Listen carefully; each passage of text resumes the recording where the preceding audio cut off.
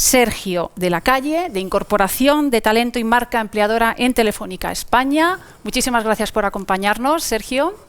Muchas gracias al equipo de Marta por la invitación, un placer. Pues yo creo que todo suyo, ¿no? Vamos a dejarle a él con esta interesante ponencia y enseguida volvemos a charlar. Adelante, Sergio. Pues buenos días a todos los que os conectáis desde Hispan, buenas tardes a los basados en España. Como han dicho, me llamo Sergio de la Calle y yo os voy a hablar de un tema que creo que es uno de los ingredientes de esa felicidad en el trabajo, que es el aprendizaje continuo, lo que yo llamo la llave de todas las puertas. Lo que voy a intentar en estos 30 minutos es convenceros de que el mejor plan de pensiones para el futuro es el aprendizaje, ¿de acuerdo? Y que por tanto merece mucho la pena invertir tiempo en un proyecto de aprendizaje sin fecha fin, ¿de acuerdo? Para empezar quiero enseñaros estas ilustraciones que tienen nada más ni nada menos que 120 años. Fue el artista francés Villemard que le encargaron visualizar cómo sería el futuro 100 años después, en el año 2000. Aquí podéis ver un arquitecto que está en la obra. También podéis ver a un barbero en la barbería con sus clientes. E igualmente podéis ver aquí a un sastre. Si os dais cuenta, todas las ilustraciones de Villemard tienen algo en común. La tecnología. Básicamente las máquinas van a estar haciendo el trabajo que hasta ahora hacían las personas, ¿no? Ese es un poco el discurso que algunos piensan que tenemos que utilizar para el aprendizaje, porque la tecnología básicamente nos va a fastidiar, nos va a quitar el trabajo las máquinas. Si miramos hacia atrás, no ha sido tanto así. No ha sido tanto así. La cuestión es que ciertamente ahora la tecnología ha sufrido una aceleración mucho mayor, por lo cual aprender ya no es importante, es esencial. De las imágenes de Villemard me gusta mucho esta, que tiene que ver con el aprendizaje. Como podéis ver, ahí hay unos estudiantes, están en aula, y en esta ocasión el conocimiento viaja directamente desde una máquina que básicamente devora el conocimiento y se lo pasa directamente a las cabezas de los estudiantes. ¿De acuerdo? No sé si esto resuena a una película de hace unos 20 años, donde también básicamente el conocimiento viajaba directamente al cerebro de la gente. ¿Os acordáis de cuál era? Una película de culto, Matrix. La cuestión es que Villemard lo vio mucho antes. La obsesión por aprender rápido viene también de mucho antes y se ha utilizado tecnología. No sé quién está familiarizado con el concepto de Hypnopedia, pero básicamente lo que promulgaba esta tecnología, también muy antigua, era aprender mientras se dormía, durante el sueño. Básicamente, como podéis ver en el anuncio que hay en pantalla, lo que básicamente era una especie de cassette que sonaba mientras dormías y tú ya te despertabas por la mañana aprendiendo. Que sepáis que esto que puede sonar un poco ridículo y que está basado en la ficción, en un mundo feliz de Aldous Huxley, todavía hoy en día tiene cierta presencia. Hay apps, como podéis ver en pantalla, que durante la fase de sueño básicamente repiten algunas frases motivacionales, porque se comprobó que lo que no podías era recordar textos completos, pero sí a lo mejor frases que básicamente te dicen lo bueno que eres, ¿no? Y que vas a triunfar. Mañana vas a triunfar, mañana vas a triunfar y te levantas por la mañana y eres el mismo que antes. Si quieres triunfar, básicamente yo lo que os recomiendo es el aprendizaje. De nuevo, aprender rápido es una suerte de obsesión. Aquí que podéis ver una serie de aplicaciones que básicamente te las están vendiendo como la que utilizan los CEOs más relevantes de la actualidad. Te dicen que utilizan este tipo de apps para leer resúmenes de libros. ¿De acuerdo? ¿Qué creéis? ¿Son eficaces? ¿Realmente puedes sacar 3 ideas de un resumen? Sí. Pero realmente la riqueza de un libro es los múltiples ejemplos que te dicen cómo poner en práctica esas ideas. Personalmente no me inclino por este formato. Yo prefiero una formación de otro tipo con mayor carga cognitiva. Me atrevo a llamar a esto papilla para adultos, ¿de acuerdo? El problema no es aprender, el problema es querer aprender rápido, ¿de acuerdo? Aquí veis a uno de esos CEOs y gente de éxito que suelen promulgar la literatura del management. Aquí lo que te viene a decir Warren Buffett, que lee todos los días, que así es como funciona el conocimiento. Es la práctica espaciada. Yo lo que os recomiendo es leer efectivamente todos los días, no necesariamente 500 páginas, como hace Buffett, pero todos los días 15 o 20 minutos. La práctica espaciada lo que hará es que acabes el año habiendo leído 3 o 4 libros sobre tu disciplina. Eso te da una ventaja competitiva sobre otros profesionales que estén también en tu gremio muy alta. No solo lo dice Warren Buffett, lo dicen un montón de líderes mediáticos que si no estás invirtiendo unas 5 horas por semana en el aprendizaje, estás siendo irresponsable. Yo os invito ahora, que muchos de vosotros todavía estéis en el ámbito académico, a prolongarlo, a prolongar el aprendizaje. Y esta es la herramienta más poderosa que os voy a presentar en estos 30 minutos. Hay que reservar tiempo para el aprendizaje. No es algo que sucede de forma espontánea, ¿de acuerdo? Hay que hacerle hueco como a cualquier otra actividad. Yo me he dedicado 4 años a la educación ejecutiva en una universidad corporativa. He escuchado frases como no tenemos tiempo, no puedo hacer este curso porque tengo otras prioridades. Decir eso es tan ridículo como de ir conduciendo y decir que no puedes parar a repostar porque tienes mucha prisa en llegar a tu destino. ¿De acuerdo? Entonces, yo lo que os invito es, el aprendizaje no ocurre de forma espontánea, necesitamos reservarlo. El aprendizaje es parte del trabajo, no es algo que ocurre fuera del trabajo. Especialmente aquellos que tengáis responsabilidad sobre equipos o que penséis en liderar equipos, es muy importante que os vean en aula, porque liderar con el ejemplo no es la mejor forma de liderar, es la única forma de liderar. ¿De acuerdo? En este punto sí me gustaría separar, poner un poquito de distancia entre formación y aprendizaje, porque mucha gente los conoce o los considera sinónimos. Como podéis ver en estos diagramas de Venn, efectivamente la formación y el aprendizaje comparten un espacio común. Obviamente, en sitios como la UNIR lo que buscan es que el espacio común sea lo más grande posible. Pero lamentablemente sabemos que hay formación sin aprendizaje. Esa masterclass de la que sales y sales diciendo ¿qué me llevo de aquí? Igualmente sabéis que también hay aprendizaje fuera del aula, que no necesariamente depende de la formación. Pues en UNIR obviamente lo que intentan es que el espacio común sea el máximo posible.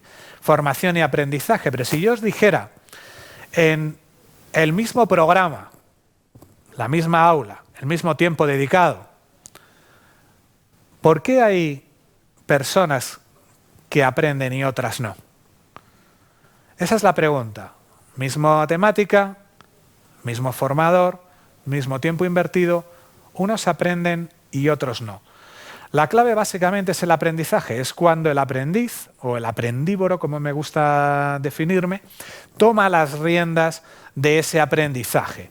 Y después del tiempo que pasas en aula, yo lo repito mucho, el curso empieza justo cuando sales del aula y empiezas a hacer. ¿De acuerdo?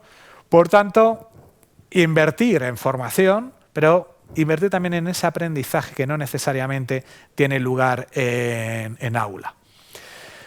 Cuando hablamos de aprender, hay gente que dice, ¿quiénes aprenden más rápido? La respuesta suele ser los niños, ¿no? Y nos dicen que tenemos que aprender como los niños. La cuestión es que la educación de los chavales difiere mucho de la educación que tenemos los adultos. Una cosa es la pedagogía y la otra cosa es la andragogía. ¿De acuerdo? si queréis realmente, como adultos, que vuestros proyectos de aprendizaje tengan éxito, yo os recomiendo tener el acento en el querer, ¿de acuerdo? Sin motivación va a haber cero aprendizaje. Los adultos aprendemos porque queremos. Además, somos utilitaristas. Tenemos un problema que resolver o tenemos un objetivo específico a medio plazo que alcanzar. Es entonces cuando tendremos la motivación para hacer un curso o tener un programa autodidacta X. Tenemos poco tiempo, al contrario que los chavales, entonces tiene que ser muy adaptado. De hecho, por eso la formación 100% remota de un tiempo a esta parte es una fórmula de éxito. Lo que queremos es ponerlo fácil, ¿de acuerdo? Y igualmente, y al contrario que los niños, nosotros acumulamos creencias, no somos un vaso vacío, tenemos ciertos paradigmas en la cabeza, fórmulas de éxito, asunciones de qué funciona y de qué no funciona.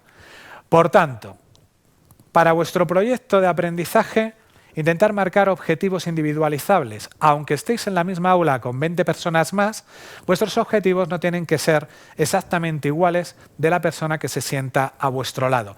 Podéis particularizarlos. Igualmente, el foco hay que ponerlo en el para qué, en ese problema a solucionar. Aunque la temática sea la misma, igualmente el reto puede ser diferente. Orientado al hacer, eso ya lo he dicho antes, tiene que ser aplicable, y adaptado al ritmo de la vida. ¿De acuerdo? Mi agenda, la forma en la que yo aprendo, igualmente es diferente a la de otra persona porque sus circunstancias y su contexto será diferente. Y lo más importante es construir sobre la experiencia acumulada, es conectar el aprendizaje nuevo con la experiencia que ya tenemos y con otros aprendizajes adquiridos en otra etapa de nuestra carrera. Igualmente, la evaluación no es como la de los niños, no es una tercera persona la que evalúa si has conseguido tus objetivos. Básicamente, eres tú mismo, tú misma la que lo evalúa. El primer paso para vuestro proyecto de aprendizaje es la curiosidad. Todos yo creo que tenemos ese refrán en la cabeza de la curiosidad mató al gato, ¿no?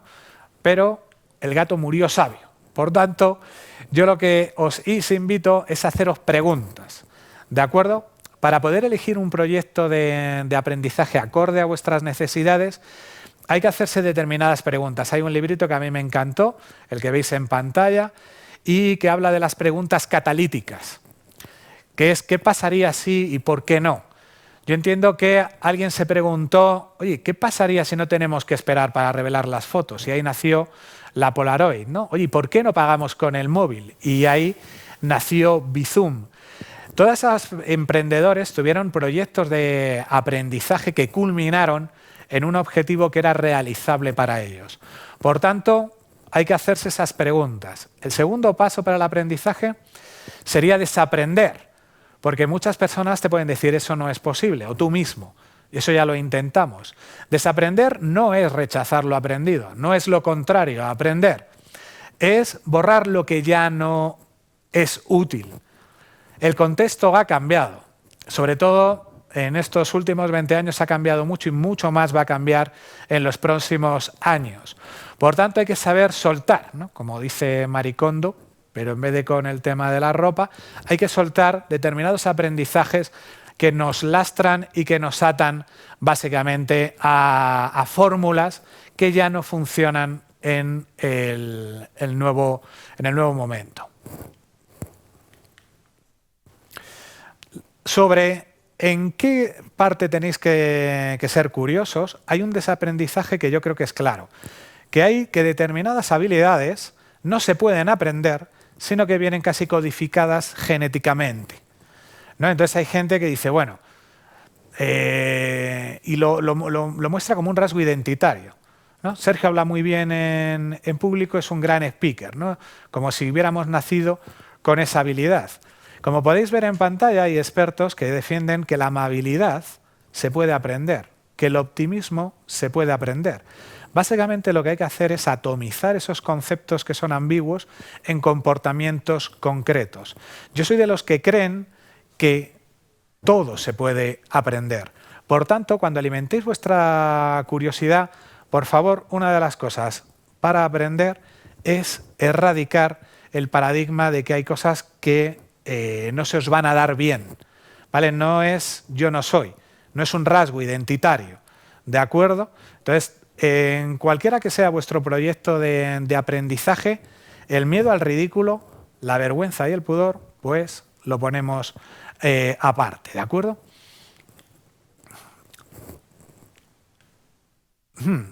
Esta es una de las herramientas que yo creo que considero más útiles a la hora de definir un proyecto de aprendizaje. Es un mapa de aprendizaje. Es muy sencillo. Es el qué, ¿no? El qué quieres aprender, el por qué, cuáles son los motivos, las motivaciones que van a hacer que inviertas en ese proyecto, para qué. En el sentido, yo siempre pienso, ¿para qué a qué te está ayudando a dar el próximo paso en tu carrera profesional? Y por último, el cómo. Básicamente son las herramientas, ese mix de metodologías y de herramientas que vas a utilizar para conseguirlo. Antes os he comentado que la herramienta más potente es la agenda. A esto hay que agendarlo. Yo os propongo fijar una fecha fin. Sea cual sea la disciplina en la que queréis profundizar, poneros una fecha fin, por ejemplo 6 meses, algo que sea no muy dilatado, pero suficiente. Si decís, yo le puedo dedicar 100 horas, eso son 4 horas a la semana, ya lo hacemos mucho más accesible y se acerca al número que antes esos CEOs que hemos visto antes recomendaban. Ellos recomendaban 5 horas a la semana. Pensar que normalmente el 10% del tiempo se dedica a la investigación. ¿De acuerdo? Es antes de ponerte, es básicamente componerte ese mapa de aprendizaje y cómo lo vas a aprender. Esos son, en este caso, con este ejemplo concreto, serían como 10 horas o 2 semanas. La frontera no es tan clara, porque obviamente vas a encontrar insights por el camino que te van a hacer reajustes en tu proyecto de aprendizaje continuamente. En proyectos más largos, el tiempo de investigación básicamente se acorta. Pero es importante delimitar un tiempo a la investigación para no quedar paralizado por el análisis, ¿de acuerdo? Igualmente, temas a desaprender, tenemos algunos paradigmas muy arraigados, como esta pirámide del aprendizaje, en el que te dice que el 10% de lo que leemos solo lo retenemos. Sin embargo, lo que escuchamos lo retenemos el 20%. Si acaso lo dibujamos o lo escribimos, retenemos el 30%. Este tipo de aproximaciones son un poco simplistas. De hecho, que sepáis que el autor al que se le da la autoría, que es Edgar Dale, no dijo nada de esto. Él, de hecho, rechaza esta aproximación, porque si os dais cuenta, los porcentajes son demasiado redondos. Esto no lo ha podido hacer un científico. De hecho, lo ha hecho alguien en un comité, ¿de acuerdo? En una empresa. Pero tiene un valor importante, ¿de acuerdo? Que es un poco el storytelling. Cuanto más simple es un concepto, es más fácil de aprender y transmitir. Porque si yo os enseño el verdadero cono del aprendizaje de Edgar Dale, es este que veis en pantalla. Como podéis ver, no es tan autoexplicativo. Básicamente, él lo que hizo no era una jerarquía de formatos de aprendizaje según la memorabilidad. Él básicamente lo que dijo que deberíamos combinar, y aquí está la clave, combinar distintas metodologías. Él simplemente fue de las más abstractas a las más particulares, pero no dijo que unas fueran más válidas que otras. Yo lo que os invito es a combinar diferentes metodologías. Hay gente que dice, no, solo tutoriales en vídeo. No, solo leer mucho. Lo mejor es un curso intensivo, la inmersión total. Yo diría que lo mejor es la combinación de diferentes experiencias de aprendizaje. La cuestión es que independientemente de que todos tengamos una sensibilidad a la hora de formarnos mayor o menor. Es cierto que existen diferentes inteligencias. Hay personas que son más sensibles a la práctica. Hay estilos, si podéis buscarlo y lo podéis hacer, es fácilmente descargable. El EDA, estilos de aprendizaje.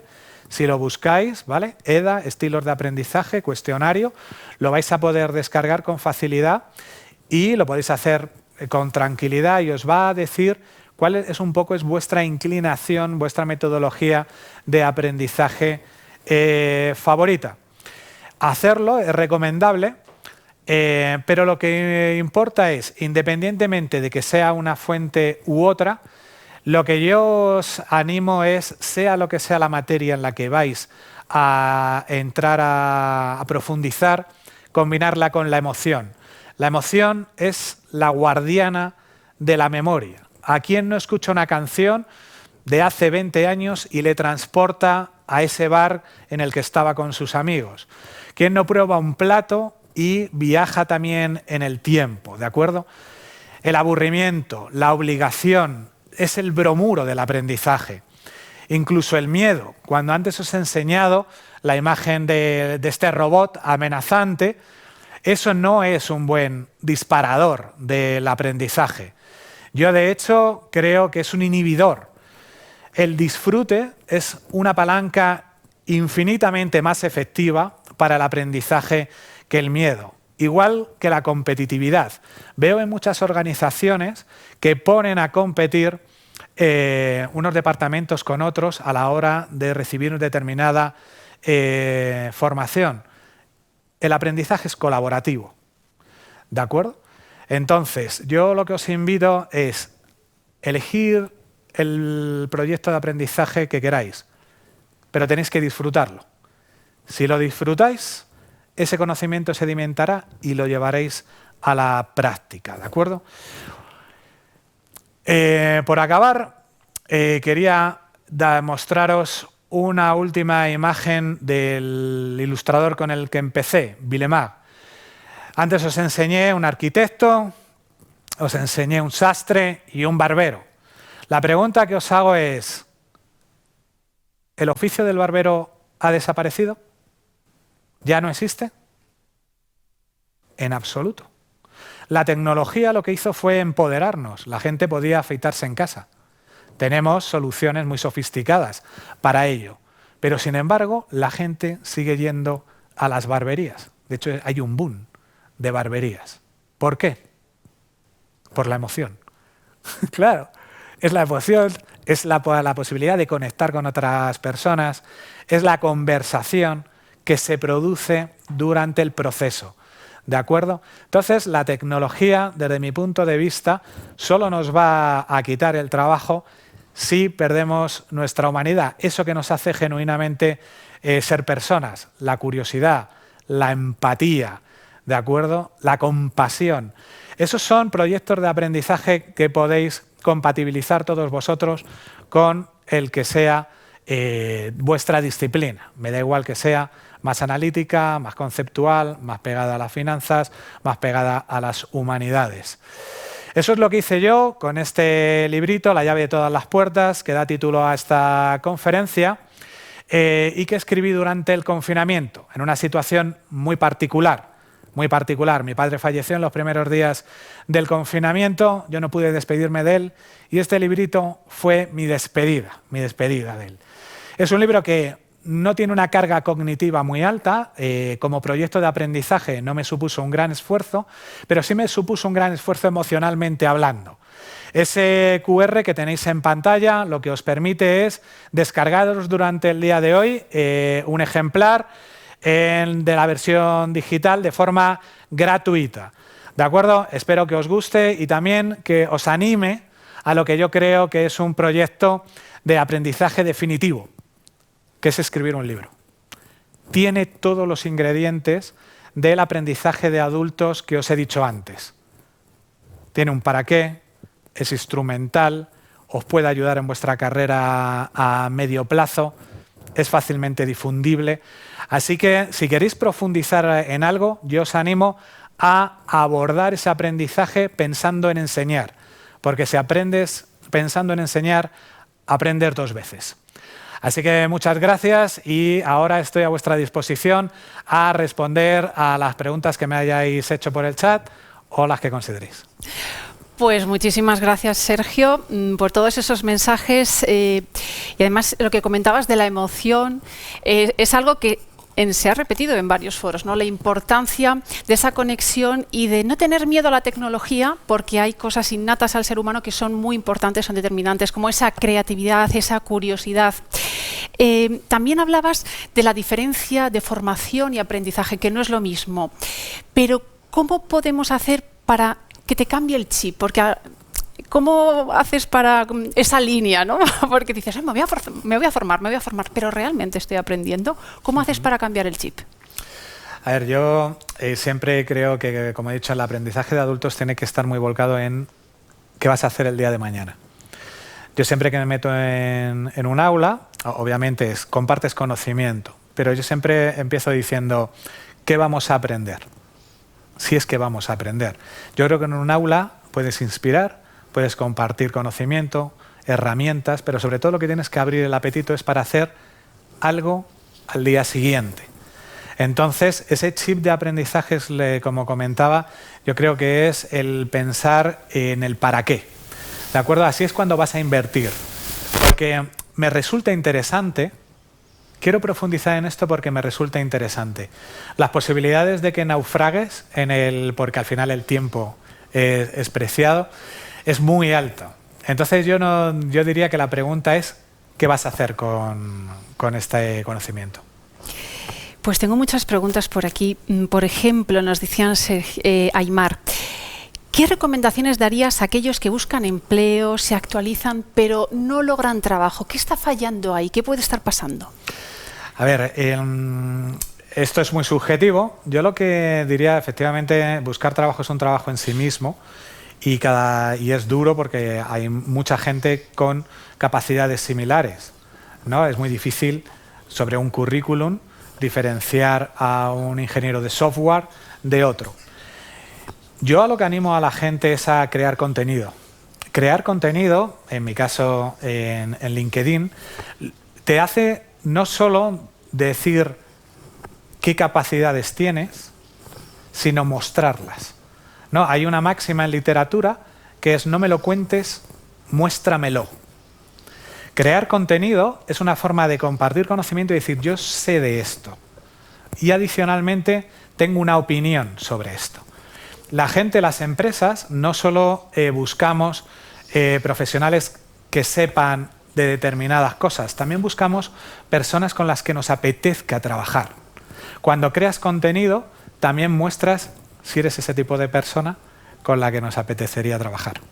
Qué importante esto porque son varias las preguntas que nos han ido llegando en el chat y también en la inscripción previa, que por ejemplo nos decían eso, o sea, si soy joven, no tengo experiencia, nos decía Alfonso, ¿cómo emprendes esa búsqueda? O incluso Viviana se preguntaba, ¿cómo ser un buen candidato cuando ya te acercas a determinadas edades, como por ejemplo decía los 48? O sea, ¿cómo cubres todo estos dos aspectos, estas dos puntas, ¿no? Cuando eres muy joven o cuando ya tienes experiencia, pero te acercas a una edad complicada para afrontar esa búsqueda de empleo?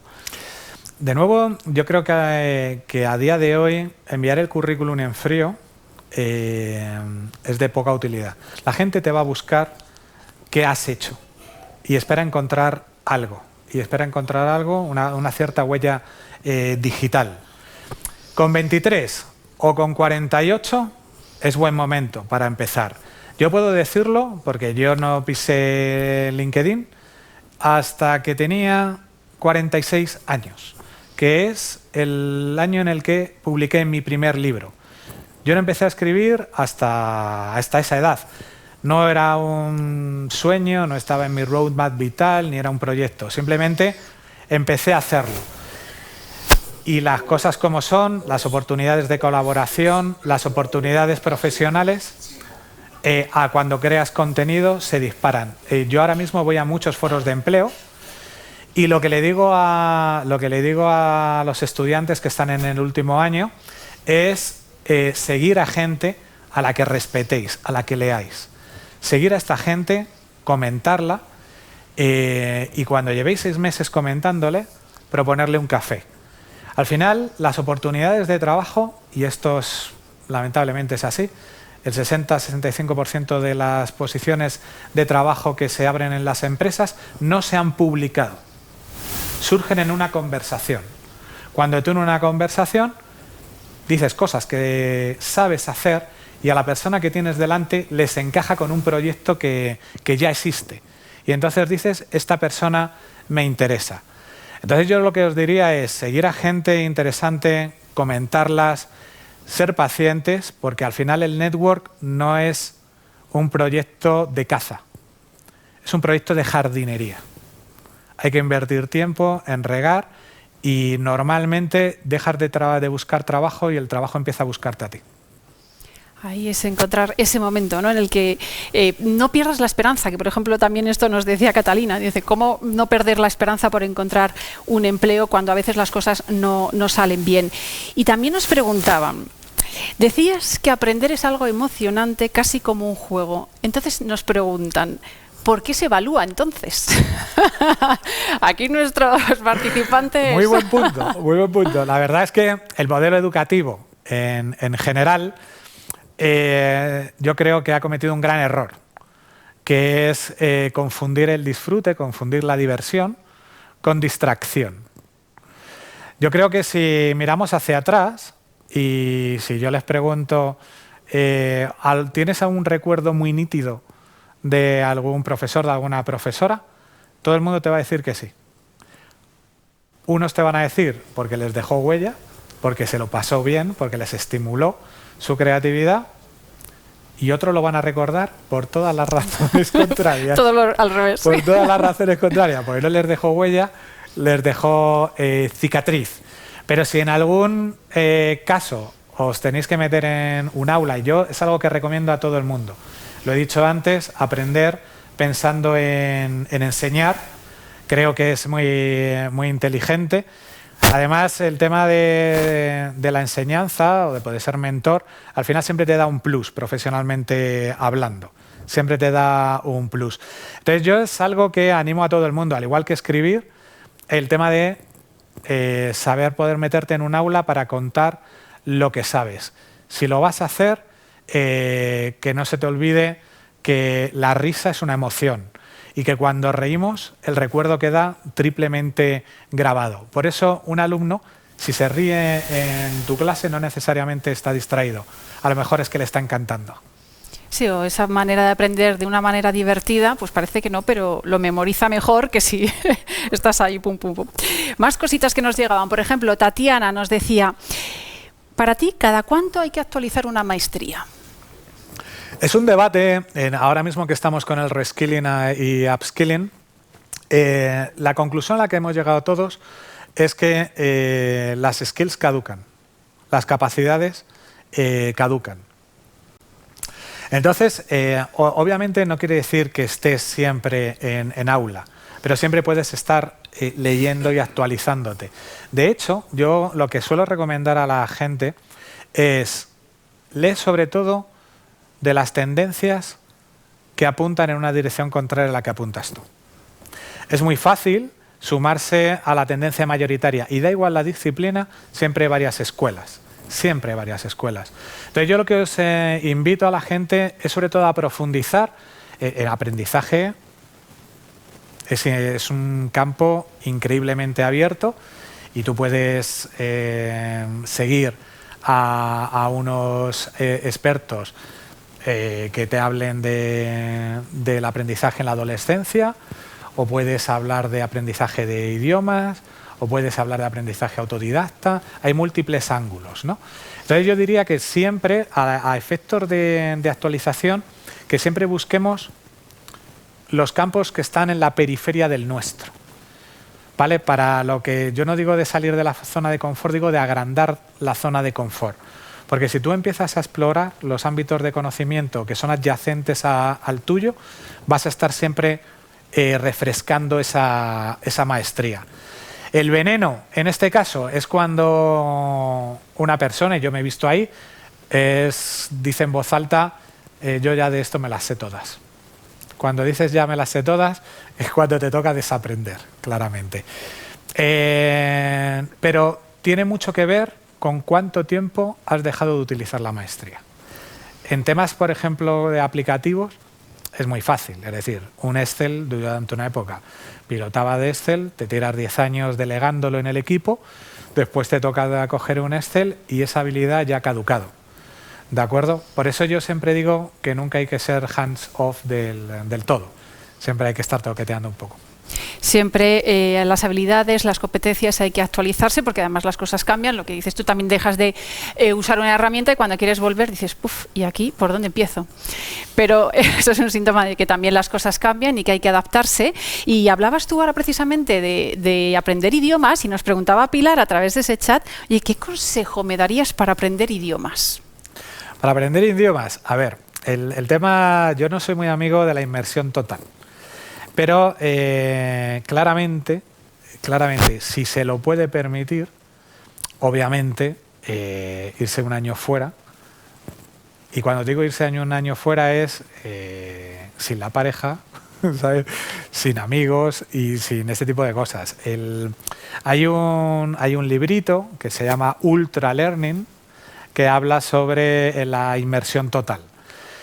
Es un autor americano y ya sabemos cómo va la mano con eso, pero es interesante a efectos de temas que cognitivamente, como los idiomas, es de práctica. Obviamente eso solo se puede hacer si no tienes una necesidad perentoria, es decir, si tú tienes un colchón. Porque si tú quieres aprender inglés al mismo tiempo que buscas trabajo en Londres, pues obviamente tú no puedes enseñar a nadar a alguien que se está ahogando.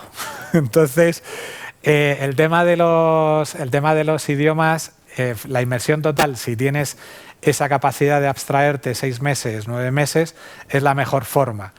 Si no lo tienes, lo mejor es que busques a alguien con el que practicar. Efectivamente, yo con mi chavalería, la gramática la tienen muy bien, porque en el colegio la gramática se la trabajan, pero obviamente cuando vamos afuera y yo le digo, ve al desayuno a pedir unos huevos revueltos, se vuelven con el plato vacío.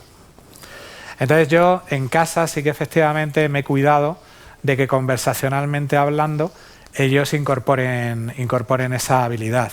Eso es un tema de todos los días. Yo, por ejemplo, en esto soy un poco freak.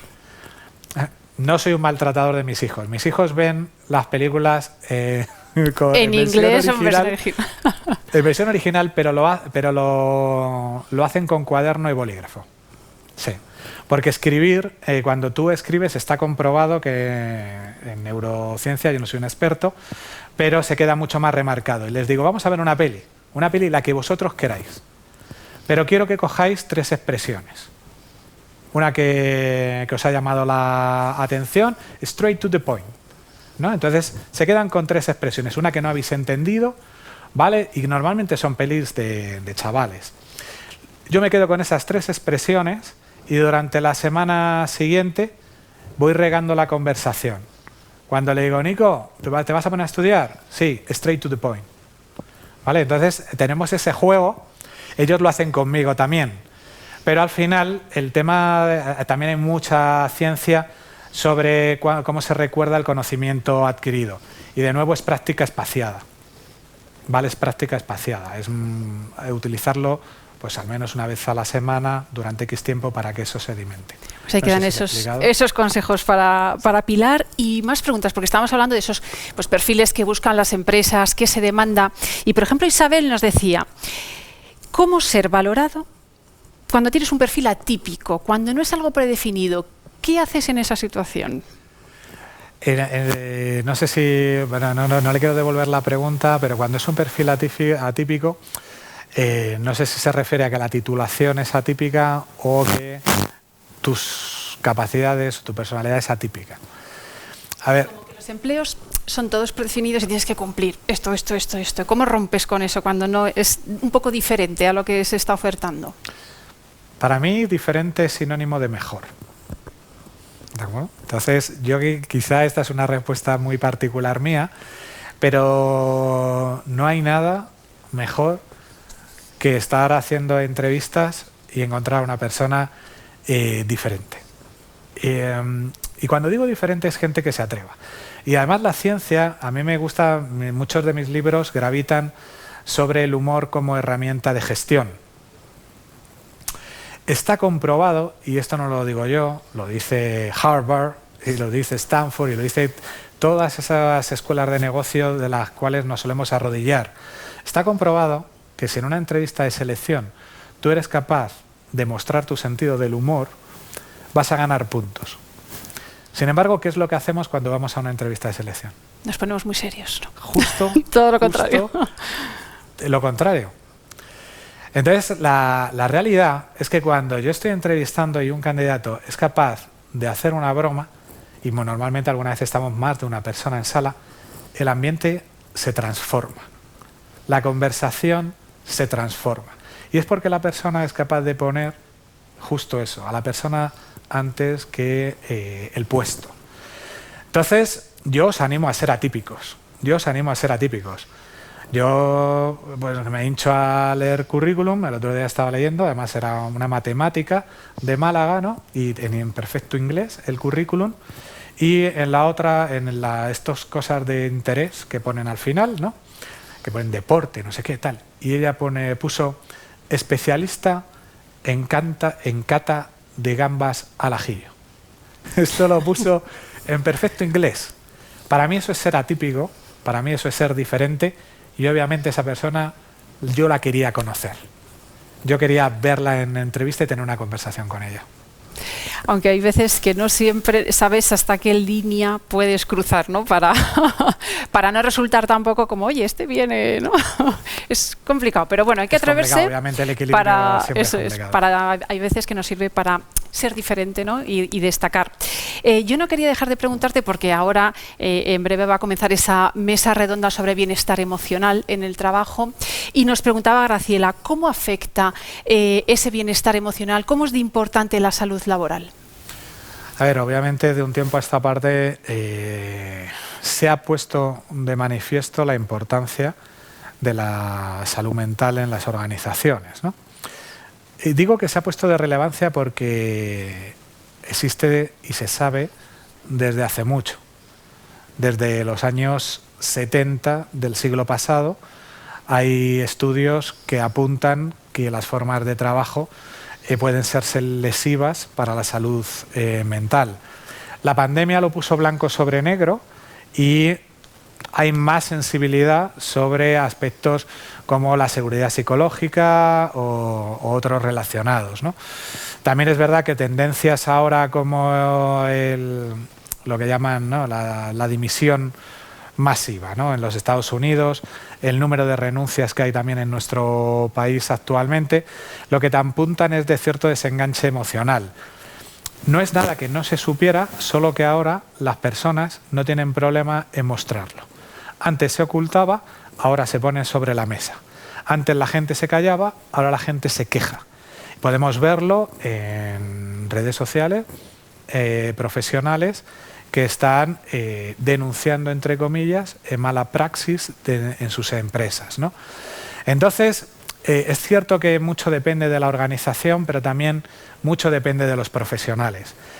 Yo escribí No eres tu trabajo, un librito que va sobre ese tema, intenta meterle humor, y también es cierto que mucho depende de nosotros. Se habla mucho de la explotación de las empresas, pero se habla poco de lo que yo llamo la autoexplotación. Yo, la época en la que tuve un trastorno de sueño por las horas que echaba, nadie me obligó. Lo hice yo porque quería, porque lo disfrutaba y porque de alguna manera me creía imprescindible en mi organización. Entonces, el problema lo tuve yo y no puedo decir que mi jefe no me advirtiera o que mi propio equipo no me lo dijera. Entonces, en ese sentido, me parece bien que las organizaciones orquesten programas de bienestar, pero pues nosotros estamos al control. Tenemos que tomar el control, y 12 horas o 14 horas al día no es una fórmula de éxito sostenible. verdad que a veces nos creemos que somos imprescindibles, pero no es así, ¿no? Se me quedan muchas preguntas porque nos preguntaban eso sobre la felicidad, también sobre el liderazgo, porque nos decían cómo hacer de líder y transmitir ese buen rollo, esa felicidad para que tu equipo también en momentos críticos salga adelante. Pero vamos contrarreloj, así que en otra ocasión, Sergio, seguro que tenemos ocasión de hablar y que nos sigas contando, porque de verdad ha sido un placer contar contigo hoy. Nada, un placer, el placer ha sido todo mío. Muchas gracias.